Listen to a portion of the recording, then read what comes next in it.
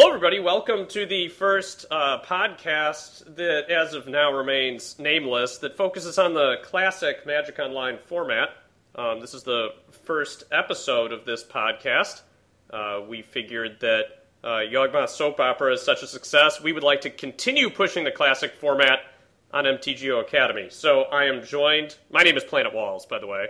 You can call me AJ. Way to laugh, Chris. I am joined My name is Planet Walls. I'm joined by my co-host, Chris Cool, whose actual name is Chris Cool. And also by Scott. I almost just freaked out there for a second, Scott, because I didn't know what to say for your last name. Scott Bradley. We talked before the show about whether we were going to use his last name or not. Hey! Yeah. Say hi, Scott. Sorry. Hello, everyone. Yeah, I talked over you like I do with everybody. But he's Enderfall Online, and... So we were going to talk about a few things today. We were going to start out just by talking about the Classic Quarter 2013 Winter Invitational Last Chance Qualifier. Then we were going to move on to talk about the change in DE schedule for Classic. Then we were going to talk a little bit about what we expect for the Invitational and the effect of the Commander 2013 product online and availability concerns for cards, since it's coming out on the night before the Classic Quarter 2013 Winter Invitational. And then I wanted to talk about some of the cards that I think are going to matter from for Commander 2013. And finally, I guess this will be a continuing segment on the show, but I will list 5 cards that I would like to see played in Classic, and then ask my co-host and our guest to tell me if they think that I'm full of shit.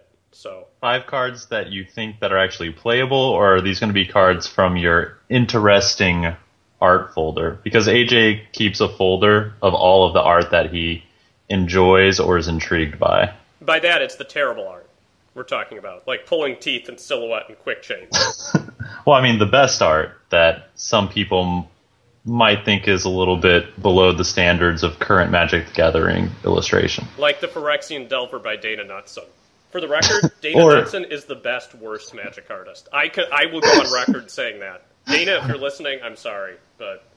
But thank you for all of the contributions that you've made to Magic the Gathering, from probably like Mercadian Masks to Odyssey. Is she the one who did the Stalking Assassin, the blue-black assassin yes, that looks like and it's got Wrathy cod Assassin liver on its head? Yes. And Wrathy Assassin, 2 of the worst art assassins. She's the assassin queen. Yes. Okay, but we're getting way off track here. Are LCQ results. All right, so Scott, you played in this tournament today. I watched some of the matches. What were your thoughts about this tournament? All right, well, for those that are not fully aware of the entire scope of the PRE that I run, the LCQ that I had run today was sort of the last opportunity for anybody to qualify for the Invitational, which is on Saturday, December 21st.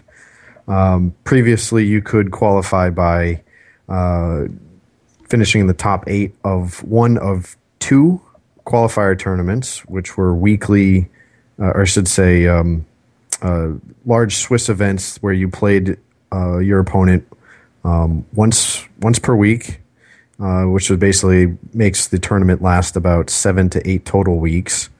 Which gives the Classic players who have families and full-time jobs the ability to find time to play some competitive Classic matches. And there are a lot of members of the community who are, I would say older, but middle-aged people who have families, at least in my experience.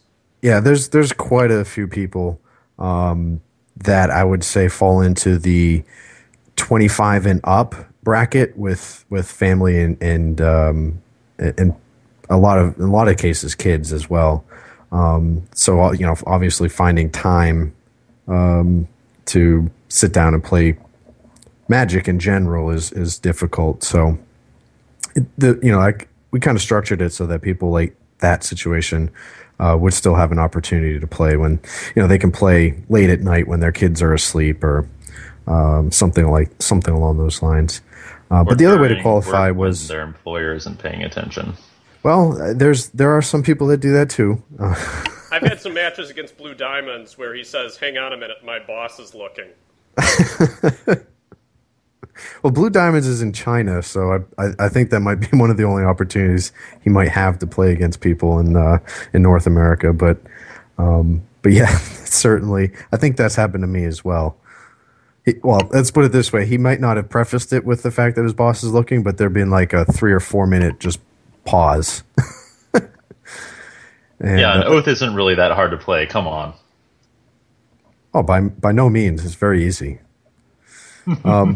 So the other way to qualify for the tournament, the Invitational, was to finish 4-0 in a daily event, and that would guarantee you a spot. But if you finish 3-1 in a daily event, there was this last chance qualifier for getting into the Invitational. So when I dreamed this scenario up back in late July, early August, I guess it was, I had hoped that the daily events would run throughout the middle of December. Unfortunately, there was a lull that everybody knows about, where we weren't able to get any additional people to qualify for the event. But that said, we did have 20 people that did finish 3-1 in a daily event that were eligible to play in this LCQ today. Unfortunately, only 10 people were able to show up, and I'm going to have to figure out what contributed to the low numbers, whether it was my lack of advertising or reminding people, or if there was just some large schedule conflicts since it's towards the end of the year or whatnot. But we did have 10 people play today, and so we played 4 rounds. Well, we had planned to play 4 rounds of Swiss, but the idea was that anyone who finished in the top 8 of the LCQ would be qualified. So there was only going to be 2 people out of the 10 that would not get qualified for the event. Well, so that ended up happening, right? So just a couple people didn't quite make it in based on that factor. Of course. Yes. Yeah. My guess, too, is that some of the people who placed in DEs and made it 3-1 were actually not regular members of the Classic community, and may not have even thought twice about the possibility of qualifying for the Invitational. Juzivor comes to mind. He was the guy who beat me in the one where I played the survival-based deck. Right. I've never seen him play before, so... Right. Yeah, there was... I counted 4 people, or maybe, I'm sorry, 5 people that had never played in any of the other Classic events that I run. So I had sent messages to them in client because that was the only way I could really contact them. One of them I saw hadn't logged in since October, and a couple of them had not logged in for about a week or so. But one of the people did respond back. That was Mr. Sweatshop, and he did make it out today. He had basically not been familiar with PREs. He said he'd never participated in any PRA at all, so this was the first time he had done that. I'm glad I was able to get a hold of him, but unfortunately, as you say, there were a couple people that they probably joined the Classic DEQ just because it was about to fire. Yeah. Not really all that familiar with the Classic format and what goes on in the community outside of what happens in client, and probably never even had that in the back of their mind that this was something that was going on. So that's something that I could probably work on going forward. But it just goes to show that there are still people out there that can play Classic, that enjoy playing Classic, will pay money to play Classic, but just have no idea what's going on in the Classic community because they probably do other things, play Limited and maybe Modern or something else. The other factor, of course, is the recent change on Wizards' part to the event structure that may have flustered some people or created a situation where they didn't know what was happening moving forward, may have even sold off parts of their collection. I'm not sure. I don't know how many people have done that. But that's just an additional factor that complicates what's going on in the PRE world that you've had to deal with in some respects, especially because the daily events that you'd hope that there would be more daily events that would fire over the last. I was hoping at least 3 to 4 more. Yeah. And that would probably qualify another at least 2 to 3 people, Yeah, minimum. Minimum. So, I I guess I had sort of a much grander idea of how the LCQ was going to happen. I was thinking maybe we'd get at minimum 16 people, and it would be kind of similar to how many people would be in the Invitational that's going to happen in, well, 1 week from today when we're recording. But so I was hoping it would have a little bit more excitement to it. Yeah. But it's a learning experience going forward, at least. Let's put it that way. I can hopefully advertise this a little bit more, and maybe we can get something out of it. And then, fingers crossed, hopefully the DE schedule continues uninterrupted throughout the next 6 months. That would be nice, certainly. And hopefully we can fire one. So I'll push us on to the next topic. Do you guys think we're going to be firing a DE tonight or tomorrow? It's almost like we have a new set of last chance qualifiers for the Invitational, but it's also possible that no one will join them. Well, AJ, have you looked in the threads related to the DEs lately? I had not today. What information do you have to report? Well, when I perused them yesterday, it looked like these time slots are very bad for most members of the community. It's because they're dads.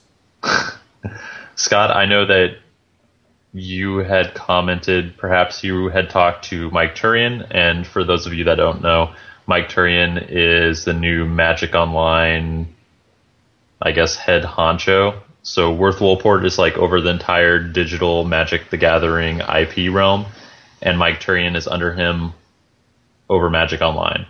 So Scott, had you spoken with Turian to some degree? Yes. So I had exchanged a couple of tweets with him, which is obviously not the most elegant way to communicate with people. But one of the best ways to communicate with wizards. It is one of the best ways. I have to admit, Mike, since taking over his position, has done a really good job communicating with the Magic community as a whole through Twitter. I agree entirely, by the way. And so I kind of shared my opinion with him. I thought that, at first glance, because this was just, a couple hours after the announcement, I told him, I said, at first glance, it looks like it's going to be a fairly difficult time slot. We had been pretty successful firing the events at 6:30 Pacific time on Saturdays. Yeah. And for a lot of people, that's a pretty good time.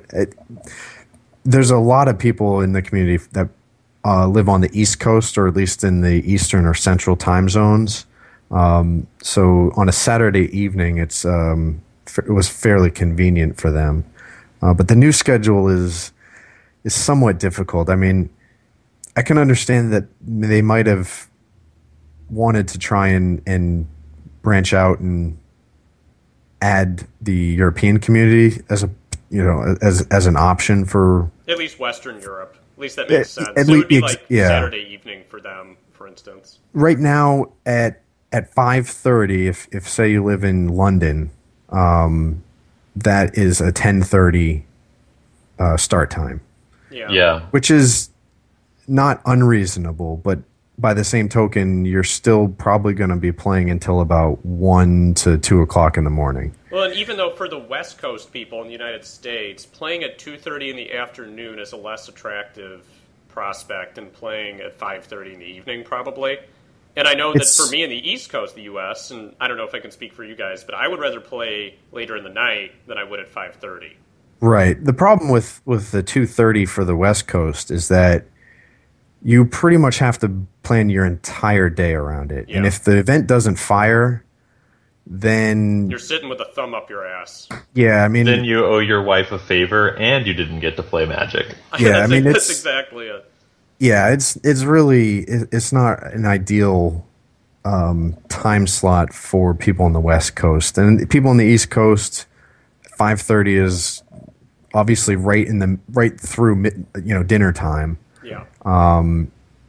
And as we discussed earlier, I mean, a lot of the community is working adults with families, and it seems like later in the evening is a lot easier for people. Now that being said, I mean, even for people on the West Coast, starting at 6:30 p.m.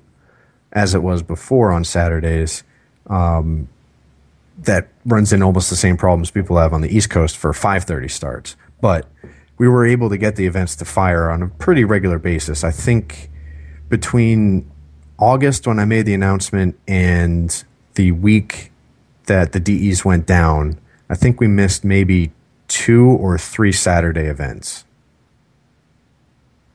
And we even fired one Sunday event, I think. So we were doing pretty good. So I told Mike, look, I mean, the 6:30 p.m. West Coast time slot probably is best. But coming on the heels of literally just hours after the announcement, he said he was willing to give the time slot a try, and he can change it if it doesn't look like it's going to fire. So my suspicion is, and this is just me speculating, that the way the Wizards thinks about these things is that they feel like they can't take necessarily the community's word for it as fact, because the people who are most likely going to speak out are the ones who are hurt by this. Sure. And they want to provide some time to see who's going to be playing in these events when they switch it, almost more like they're collecting data. Does that make sense? Yes. Like, so they switch the times. They say, are these going to fire more or less?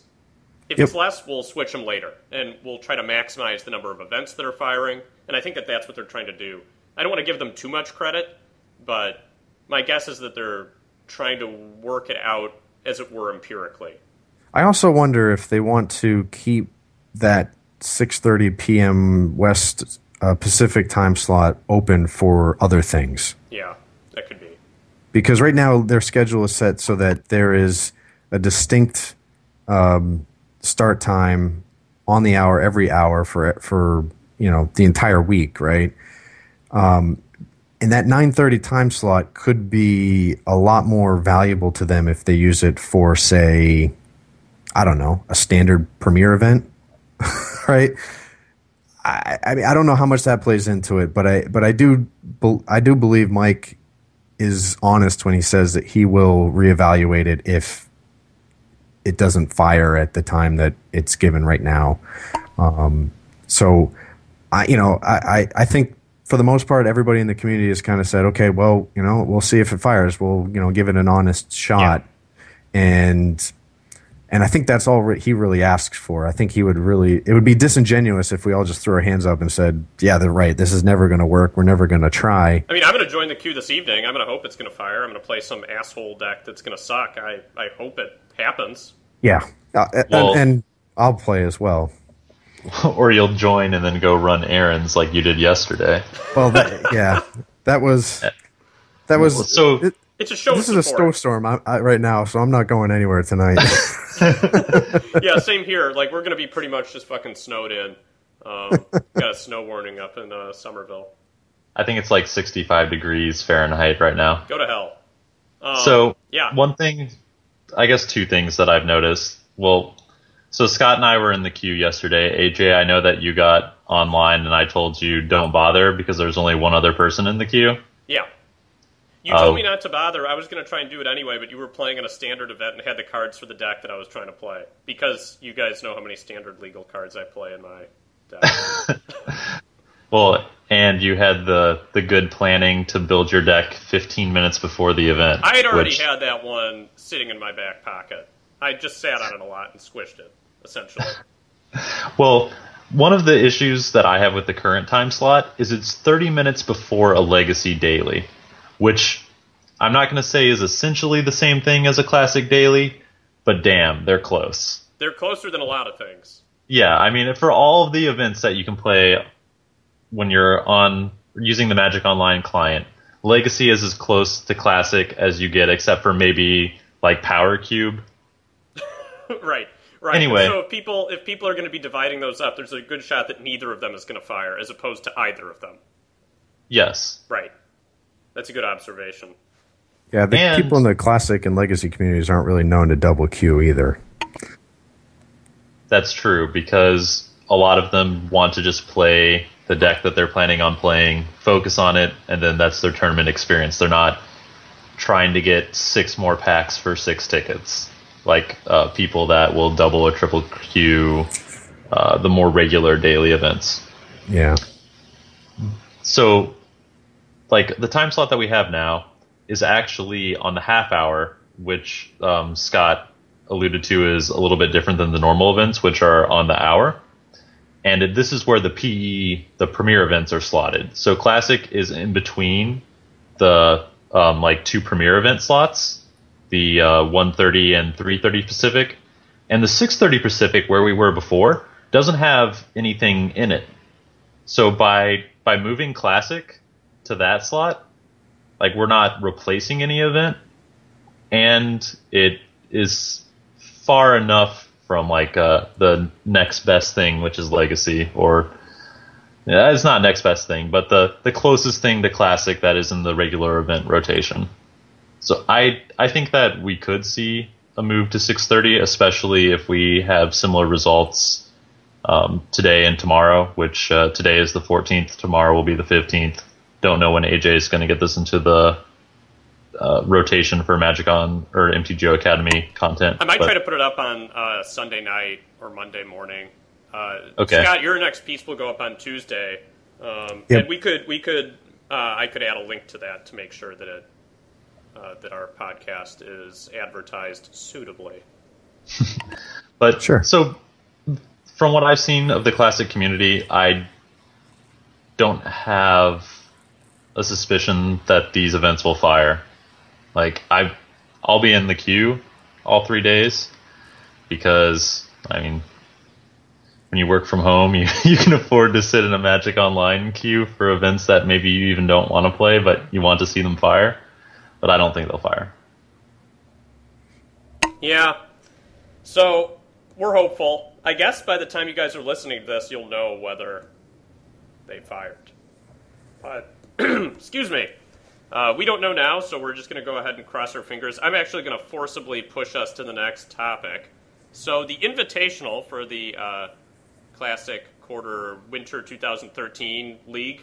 Did I get that right, Scott? I always... It's close enough. Okay, whatever this tournament is that we love so much, it's going to be happening on the 21st, right?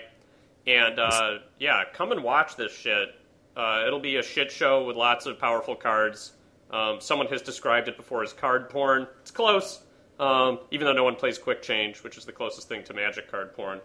But the point is, you should come by and watch if you haven't qualified, and if you have qualified, remember to actually play in the event. Oh god, I couldn't find the mute button. Essence Vortex, card porn. Okay, continue. Yeah, that's a pretty good one, too. So, one of the things we wanted to bring up, though, is that the night before, on the 20th, or the day before, rather, that's when Commander 2013 is released. And so, one of the questions is, how accessible are the cards going to be for Commander 2013, and are they actually going to have an effect on the metagame for the Invitational? In some ways, we have to take into account what cards are going to be perceived as playable in Classic, and then after that, there's the question of their availability. Can we take a quick poll for what cards we think that matter? That's okay with me. What do you guys think matter? I think I'm going to defer to Scott, and then I'll add anything if I think that he misses. Yeah, Scott, what do you think? All right.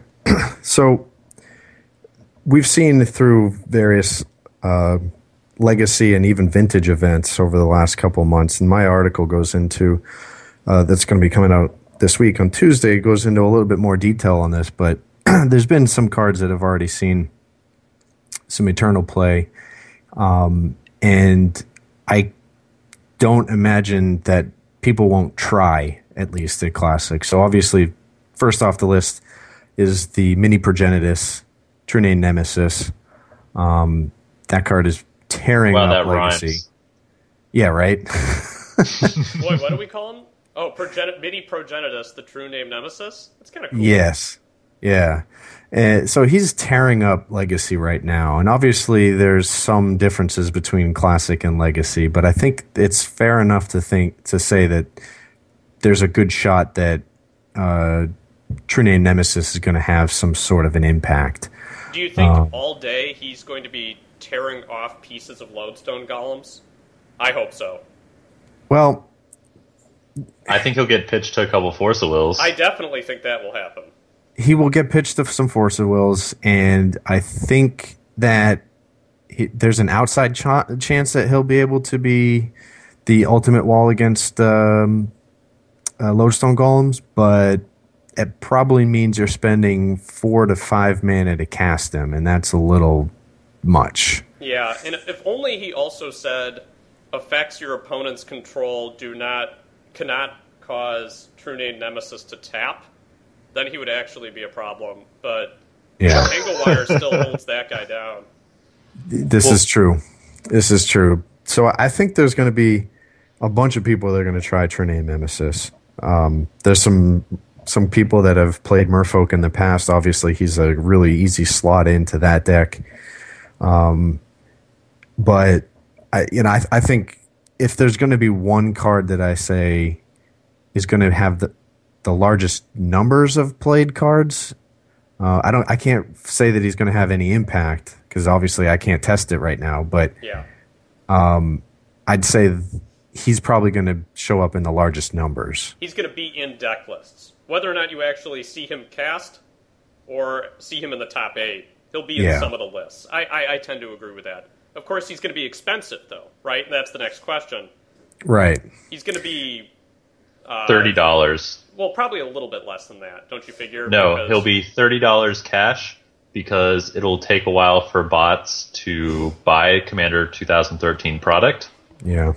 Like, you might be able to get him on the secondary market for, I would imagine, close to 30 tickets. Maybe a little bit more than 30 tickets. I don't know.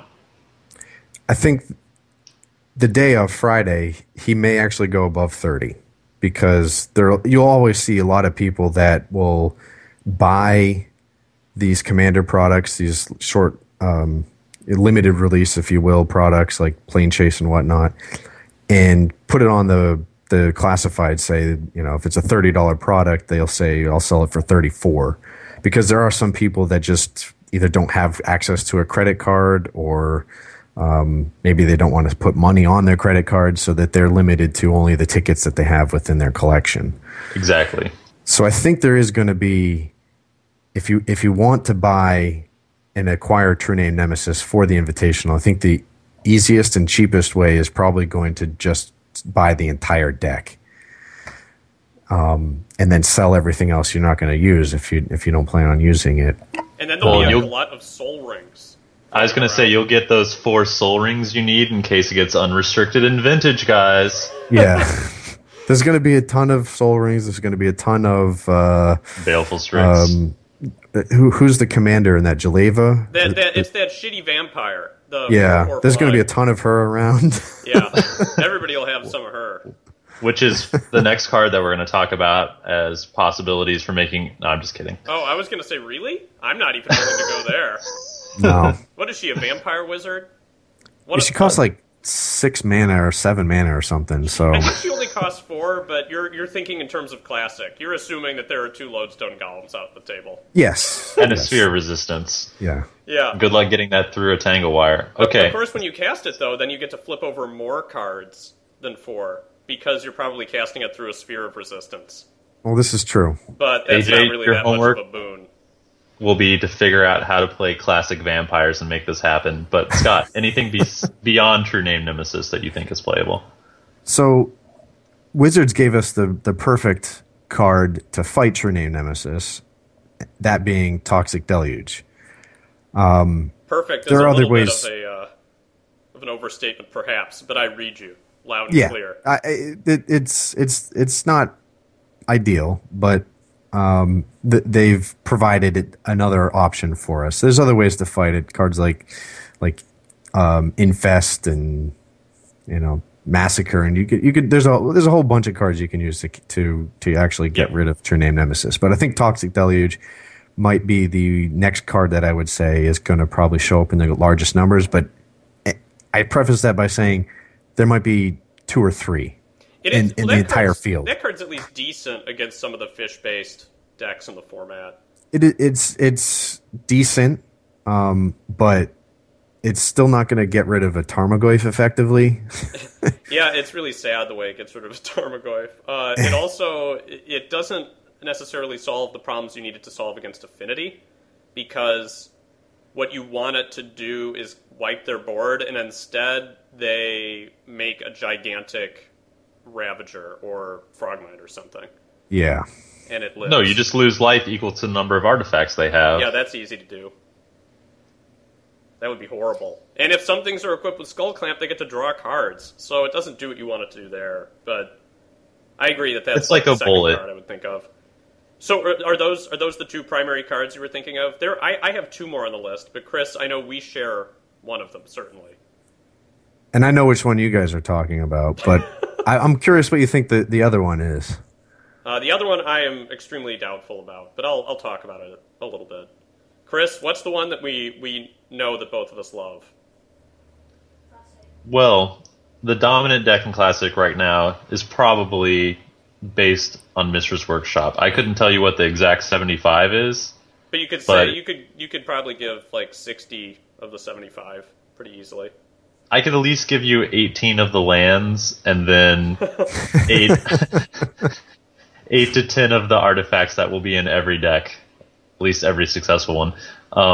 And they're printing a card that makes artifact-based decks look a little silly, assuming that the card resolves. That's the tricky part, but... Yes, it's a 6-mana card, Bane of Progress, a 2/2 that comes into play, destroys all artifacts, and I believe enchantments. It's when it enters the battlefield, for what it's worth. Yes, it's artifacts and enchantments. It is. Yeah. So it can also kill an Oath if you can somehow get up to 6 mana and get it to Or your own resolve. Heartless Summoning, which might be good, because then it pumps you up for an attack. AJ, you're shooting yourself in the foot right now. Montolio will metagame based off of information that comes out in this podcast. So yeah, Bane of Progress is the card beyond the two that Scott mentioned that I think that could make an impact.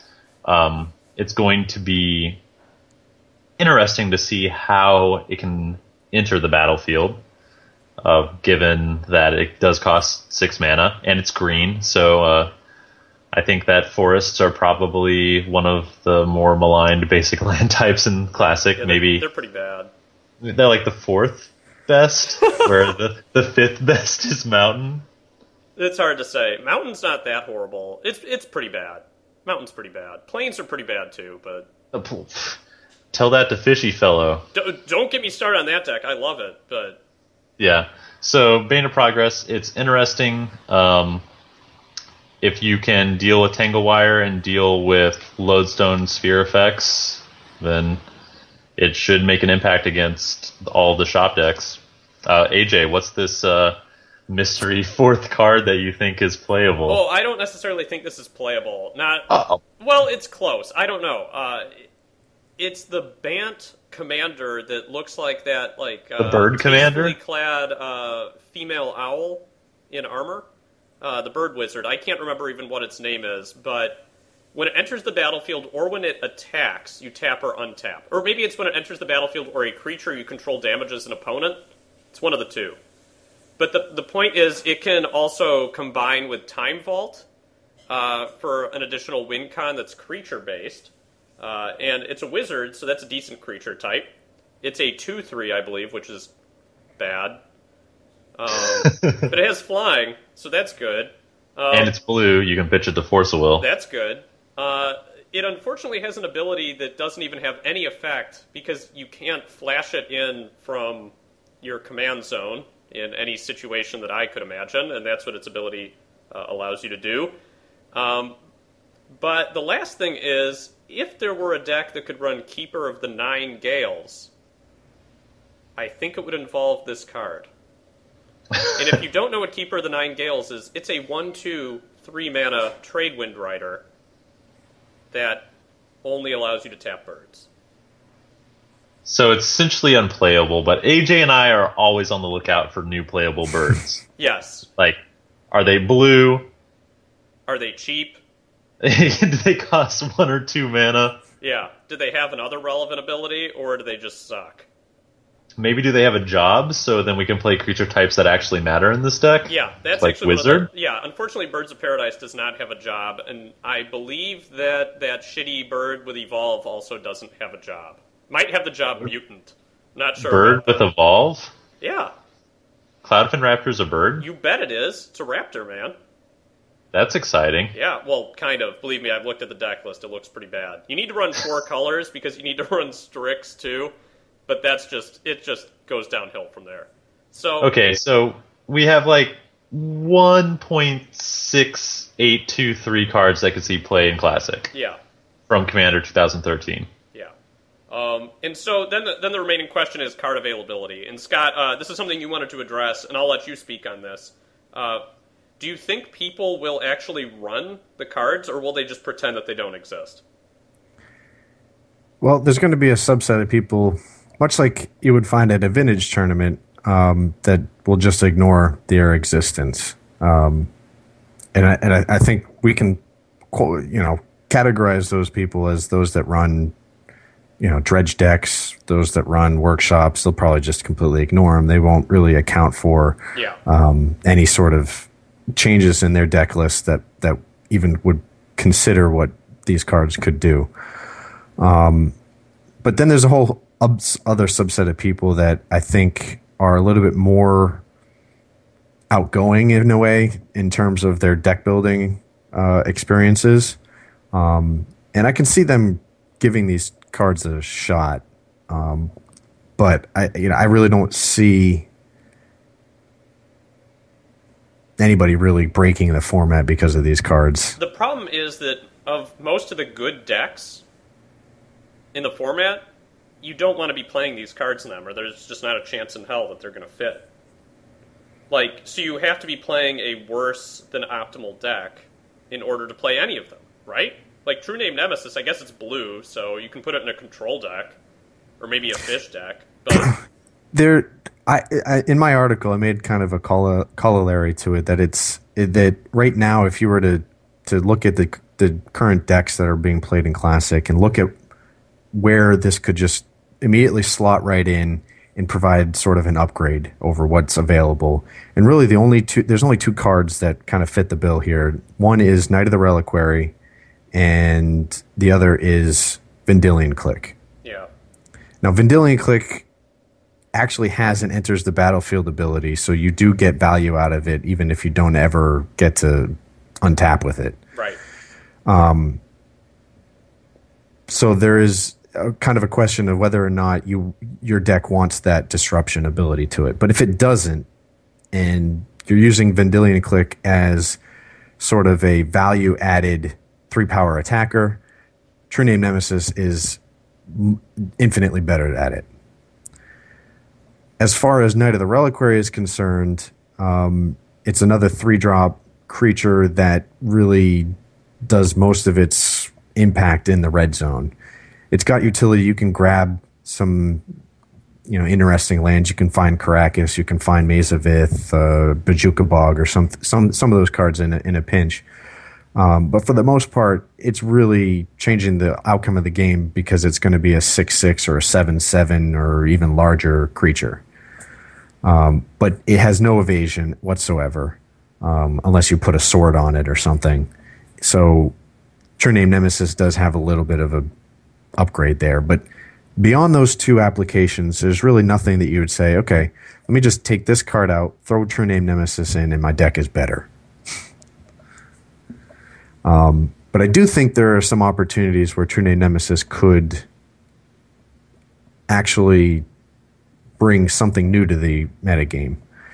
In my article, I do evaluate whether or not a control deck, specifically looking at what you might envision in a standstill shell, would be viable with the only creature spell being True Name Nemesis.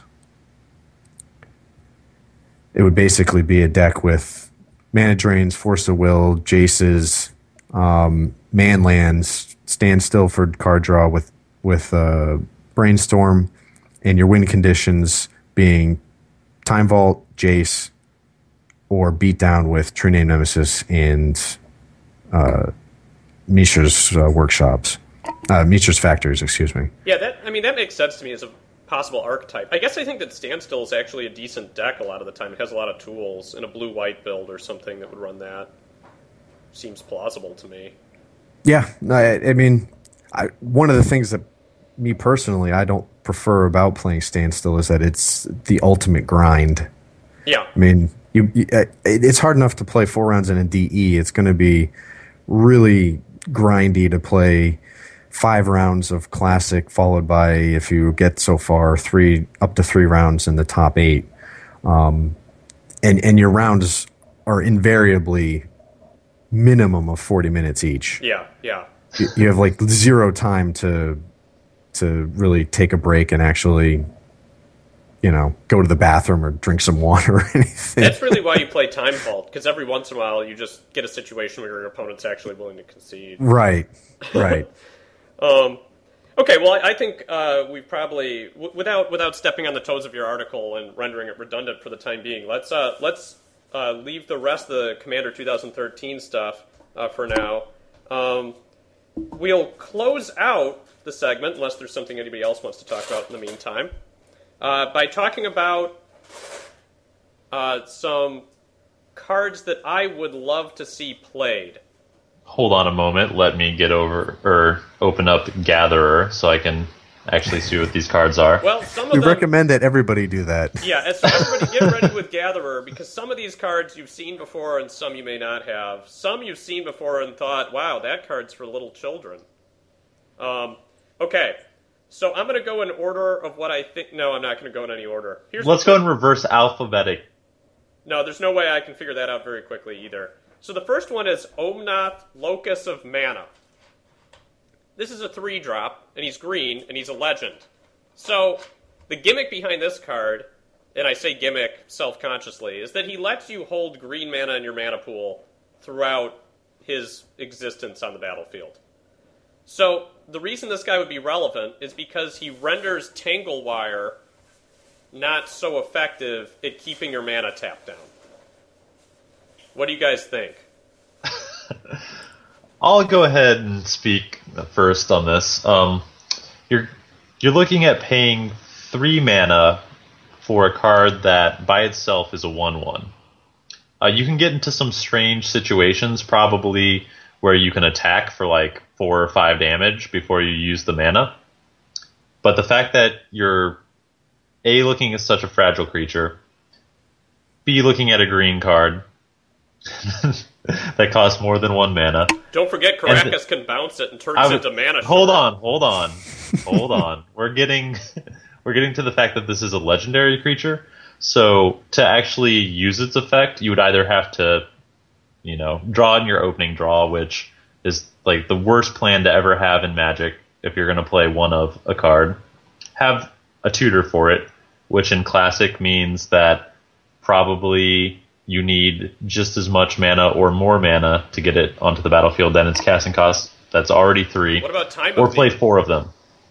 Or you're playing 4 of them. Well, you're still going to pay 2 mana and then pay 3 mana. That's pretty bad. To get it into play. That's pretty bad. Yeah. You're right. Like, this...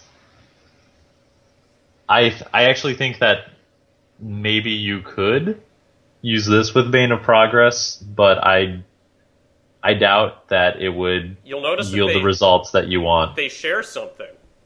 Yeah, well, that's why I said that you could use it with Bane of Progress, because it does have the creature type elemental. And you know what? I don't know if Magic Online can handle this, and I'd be willing to bet that it can't handle it.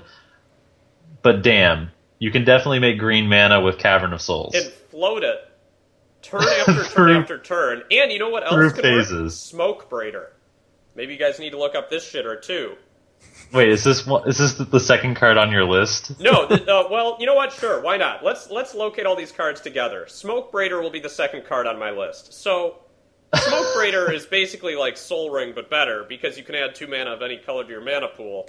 Unfortunately... And it can hold equipment. Yeah, and it's uncounterable with Cavern, right?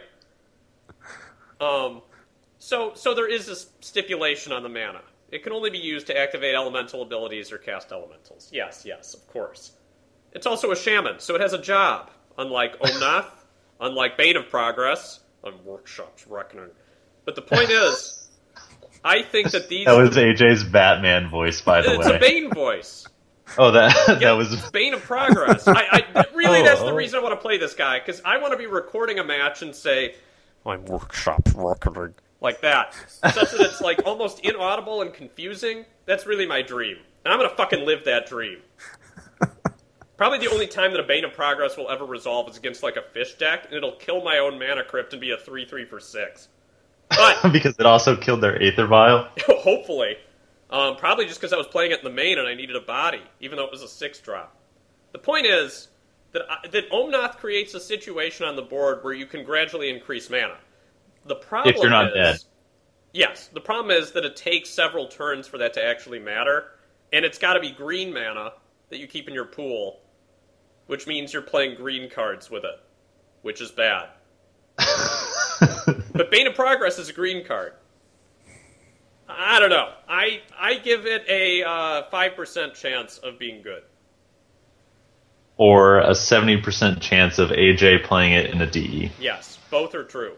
Scott, any thoughts? You can give it a thumbs down. Actually, maybe this is the best way to do this. Say, how many people give Omnath a thumbs up? I'm giving you a middle finger right now. So... I mean, it's cute, but I don't... There you have it. Cute is stupid. All right. I really don't see it ever really being able to do much of anything, really. Okay, it's basically a vanilla guy, too. So I'm going to give my thumbs up to Omnath, and you guys are both going to give your middle fingers to it. That'll be our technique here. So for a card evaluation. So here's the next card, Dust Bowl. All right. What do you guys think about this? I actually know this card. So Dust Bowl isn't really good in Workshop because you have to tap 3 colorless to activate it, and a Mishra's Workshop can't do that. But right. It might be good in some other deck against Workshops and other control-ish decks of sorts. What do you guys think? Scott, you go first. Well, as someone who's familiar with 100-card Singleton, Dust Bowl is pretty darn good in that format. And even to a lesser extent, I guess it's pretty good in Commander. But in Classic, without Moxen, I know this is a recurring theme, but I don't know how much you want to be sacrificing your lands to interact with your opponent's lands. And also essentially not cast a spell on the same turn. Right. That's mostly where my concern is. It's a great card if you can get to turn 4 to turn 6, I think, because at that point you can probably start to mount some advantage that way. But it's gonna be hard to really chuck one of your lands just to get rid of one of your opponent's lands. Well, and one of the reasons that that Wasteland is good is because you can use it to kill a Bazaar before the Bazaar has effectively won the Dredge player of the game. Yeah. Before it gets activated twice. Yeah. And in the case of Dust Bowl, that's almost certainly not the case. Short of some deck that involves, like, mana bonds or some other crap. But I'm not sure what that deck would look like. I tried to figure it out, but it sucked. A 43-land deck? Mine had 36 in the end, but it was the same principle. Right. It was bad. I think that Dust Bowl could see play as a 1 or a 2 of beyond 4 Wastelands and a Strip Mine. Now, this is the caveat that I don't know if it will ever be made. And above Library of Alexandria in, like, a do-nothing blue deck. Yeah. So, if you're already playing some number of Wastelands and a Strip Mine, I think that you want to play Libraries in a deck like that, so... But the thing is, it's, worse than a Wasteland if you're playing Wastelands, because it just turns one of your lands into a Wasteland. So I almost wonder if you play it instead of Wasteland in a deck that's also running maybe Ghost Quarters and Strip Mines. if the metagame turns in that direction. I don't think it's going to. I don't know how high of a fever you had this week, AJ, but your mind has gone off the deep end. All right, so I'm getting 2 thumbs sideways from you guys on Dust Bowl. That's what What's the third card? That's fair. I'm actually giving it a thumbs down. I don't think it's playable. Except maybe in a bizarre deck that hasn't been invented yet. And probably I thought you were going to say a Bazaar of Baghdad deck, and then yeah, they combo those 2 cards. All right, so that's 2 off my list of 5. Now here's one I actually think has some degree of promise. Island Sanctuary. I'll wait for you guys to check Gatherer. I can see that. All right. So I mean, I'm all for Magical Christmas Land too, but I think it could have a place in Classic. I think, or at least somebody can try it. I mean, so no one's played Steel Hellkite in a while, and Affinity doesn't have any flyers. It turns out that neither of those workshop-based decks have any Island Walkers either, and rarely did they have the ability to kill a permanent at all. Although recently we have seen Ratchet Bombs and even Spine of Ishsaw rear their heads. I think those decks have stopped using those cards primarily because, I think they have to play against the other workshop decks. Yeah, the new Montolio Stacks build is running Precursor Golems and Duplicants and Wormcoil engines to deal with Affinity and other fish-based decks better, which I think is an improvement to the deck overall. But that leaves it with no way to deal with an enchantment, especially in the main. The one issue is, if they can kill you the next turn, it does nothing. Because you have to choose to skip your draw step during your draw step. So it gives Affinity 1 turn to whack you with whatever they need to hit you with. And then the hard part against Stacks is actually resolving it, because it's not an artifact, not a creature, and it costs 2 mana. So 2 is better than 3, obviously, but... Scott, arm wrestle to see who comments first on this? Okay, you win. You go first. Right. Yeah, so I mean... So I think what AJ's trying to say is that you could use this as a pseudo moat for only 2 mana. Yes, right. And you don't actually have to do anything. You just win the game because they draw out. Right. Yeah, I mean it's viable in that scenario, but I think against Affinity, if you're going to cast a 2 mana white enchantment, you're going to just want to cast Stony Silence. That pretty much ends the game anyway. Against Workshop, Stony Silence isn't as good because they don't. Because they can just eventually cast a Wormcoil engine. Because Lodestone Golem doesn't have an activated ability. Or a Lodestone Golem. But this would certainly be a little bit better than that.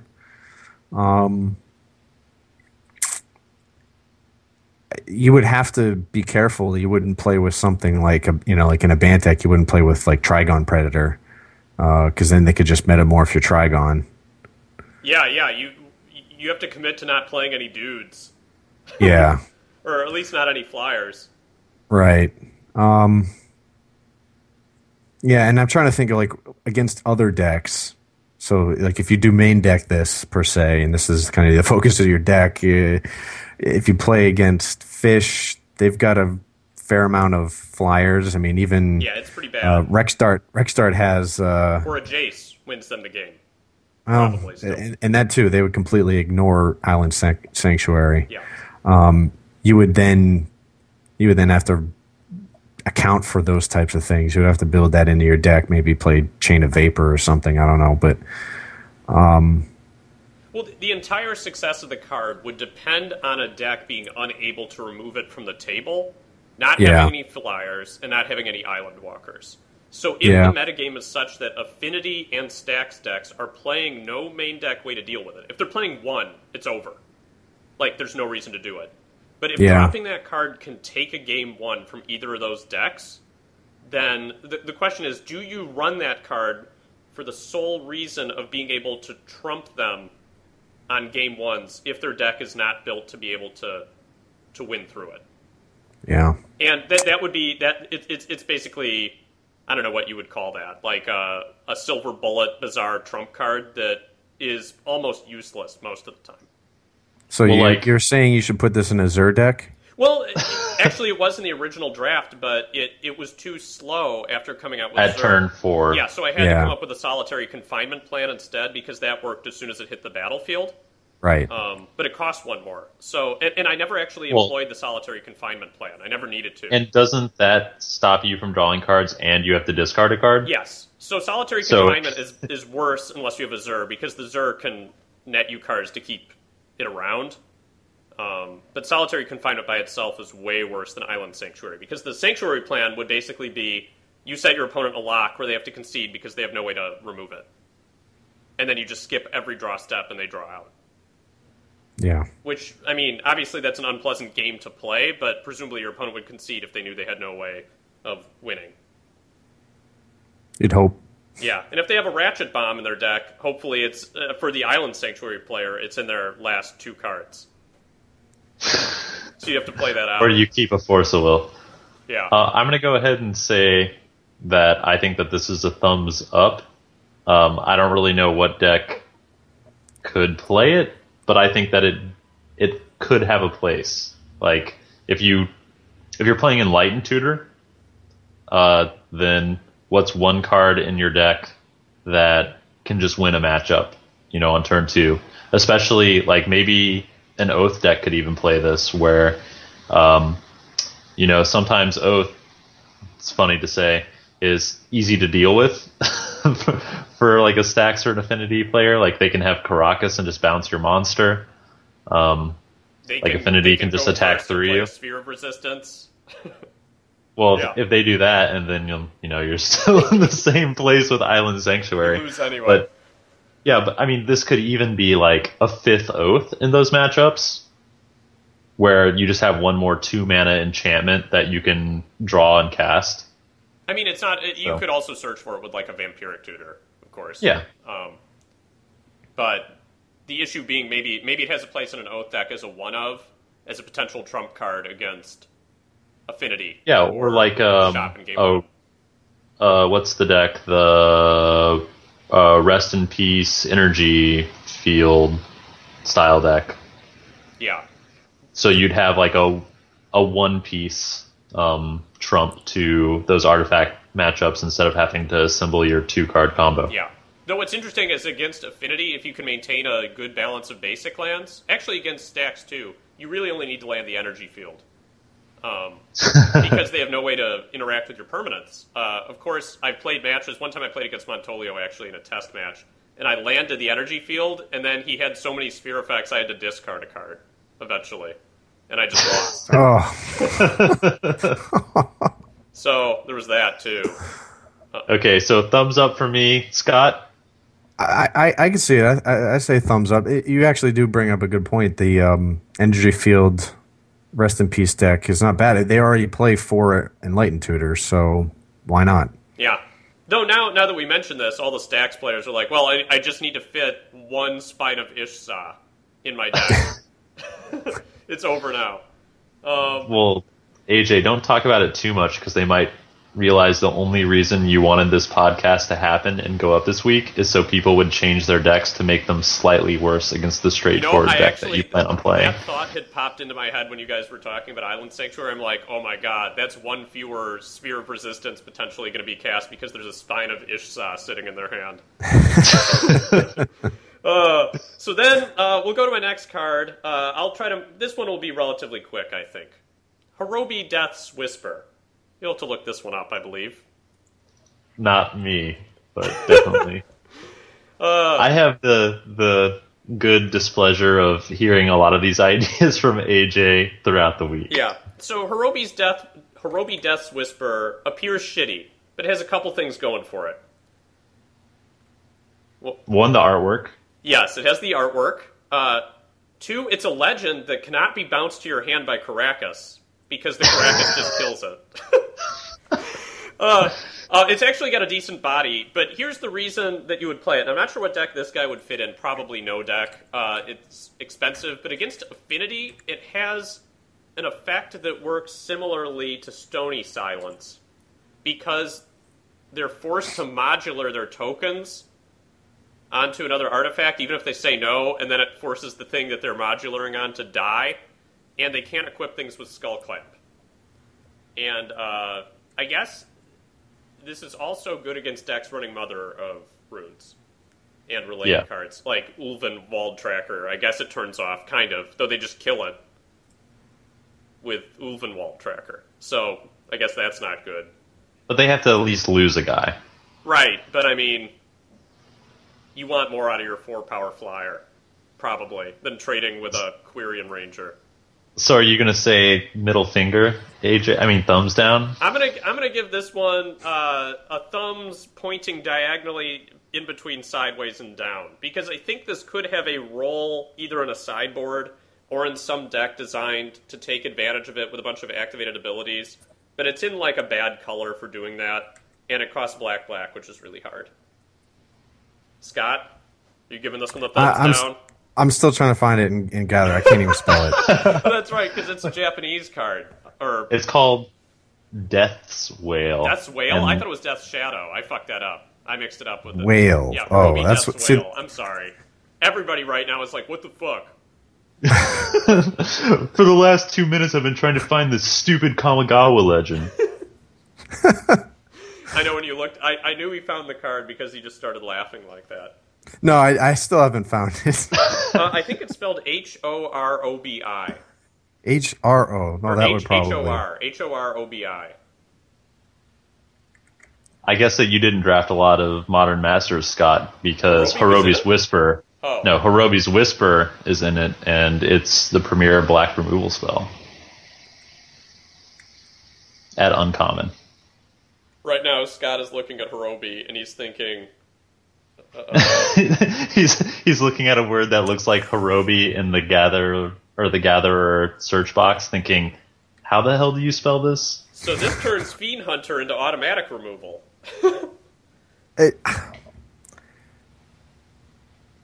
mean, it could be all right. I remember playing against this in a commander match, and it was a pain in the butt. Yeah. It's in the diving squad. AJ's gone too deep. Yeah. Yeah. I mean, I'll tell you what, it was not fun to play against this commander deck, but I don't know. Unless you're planning to cast this guy with a dark ritual, it's out there. Yeah, I think this is bad. I think it would be better to cast Hypnotic Spectre with a dark ritual. Still. Or like a series of spells that ends in Tendrils of Agony. Yeah. Let's put this guy in the back burner and assume that he sucks for a while. Yeah, maybe a Phyrexian Obliterator with a dark ritual. Yeah. Okay, so... Well, at least you don't gain life when this gets sorted. So, one more card. Are you guys ready for this one? This is one I've talked about in the past, but I haven't found a place for him where he's good. Shapesharer. And that's spelled Shapesharer. One word. You'll know you found the right card when it looks like you found a cartoony E.T. alien fishing. Let's see here. So, as far as I'm concerned, though, he says he's uncounterable because he's every creature type. Right. So you could cast this with Cavern of Souls. Yeah, we should probably have a caveat before this section begins that all creatures are cast using Cavern of Souls mana. I just assume that every creature I cast in this format is uncounterable.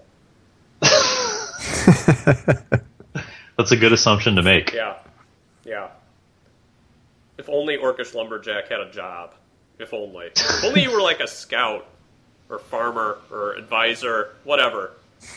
So this is sort of like easier to cast, but harder to utilize Evil Twin? No. Kind of. This is kind of like Phyrexian Metamorph that comes in two waves. Yeah, so... No, it's not. No, it is kind of like that. No, it's way worse than that because you don't get come into play. Well, I guess come into play effects maybe don't matter in Classic. Well, this is a 2-mana dude though, right? So you play him in a deck that's, I don't know, like Wizards probably, realistically. Which I'm not sure. Yeah. Both of those are good. Now in Merfolk, he will oftentimes be turning into a Lord before an attack, right? But that costs 3 to use, granted. But he counts as Merfolk, even when he's not activated. The other role I think he plays is after the Legend rule that changed this last summer. If he's on the board when your opponent has oathed, he can become that card attacking first. So if they land an Emrakul on the table, you can turn this into an Emrakul and attack. And then they probably lose their Emrakul and their oath. Now, AJ, correct me if I'm wrong, but we've discussed about this situation occurring, and Emrakul is really the only situation where you end up ahead in that. Blightsteel Colossus is less exciting. Well, both Blightsteel and I guess Grizzlebrand, you can at least draw some cards. Yes, but you can draw more Shapesharers.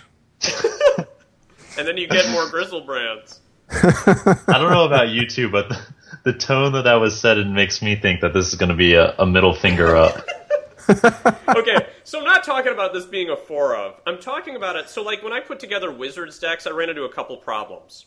They actually seemed like decent fish-based decks, but you had a couple of slots that you wanted additional 2-drop creatures, but nothing felt good enough to be there. Now that's like a bad sign for a deck when you're like, wow, I can't hit 60 cards. I mean, there was stuff you could fit there, but it wasn't like you were happy or you had to play additional colors, right? So you'd play like a 4th color for Yixla Jailer, which is actually decent, or you would play like a 4th color for Lavamancer, and that felt terrible because Cavern can't activate his ability. These are the sorts of issues that I was contemplating. So the question is, do you get enough additional utility out of Shapesharer's ability that in other fringe cases he does something relevant? Like turns into a Mother of Runes. That sucks. Turns into a Lodestone Golem. That probably sucks. I'm giving this guy a thumbs down. Fuck him. I've converted myself. What do you guys think? I actually kind of like him. All right. I think in Merfolk he's just worse than Waterfront Bouncer. So, and I think that's the fringe application of him. Probably. You can so turn him down. into a Coral Helm Commander and then level him up, and then later he's just got level counters sitting on him. Achievement unlocked. I can't wait till they get those programmed into Magic Online version 8. So would he then be leveled up if you chose to copy him again? Oh, fuck yeah, or he would be. If you copied a different leveling creature, he would be whatever level for that creature. Echo Mage, man. We've got a combo. Transcendent Master. Oh, we could play we could play like human levelers now, and then you copy him into Student of Warfare, and your levels are only 1 mana apiece, and then you change him into a guy that has like a really cool ability that costs a ton to level up. This seems like a viable 3 or 4 card combo. I like it. So. Well, Scott, thank you for joining us today on our kickoff podcast. Yeah. Oh, go ahead. Sorry, I keep it. No, I was just. I'm glad I could help you guys out with the first episode of the podcast that is still unnamed, and I look forward to joining you guys again sometime in the future. Yeah, we'll be happy to have you. Anybody who has comments, feel free to leave them. Also, if you would like to be a guest on the show, you can email me at aj@mtgoacademy.com. Thank you guys for listening. Thank you, Scott, for all the fucking awful hard work you have to do to manage all these PREs. That has to be an ungodly headache.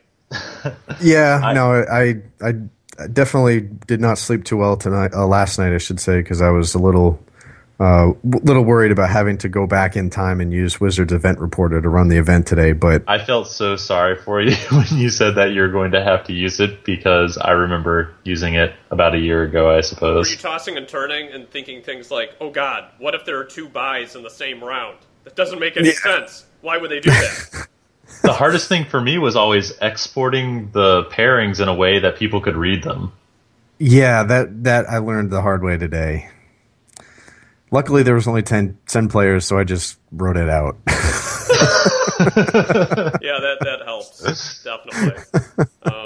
Well, we're all looking forward to the tournament next week. It's awesome that you made it. Chris, we'll try to get you in an hour and a half in this first DE, and then try again tomorrow. Oh shit, I need to get my deck together. Yeah, you fucking do. All right, so... You got to get your shape shares. Yeah, you got to play a Shapeshare Omanath deck. Sounds like a winning combination. No, it doesn't. That's terrible. Okay, we will see you guys next time, I guess. Bye-bye.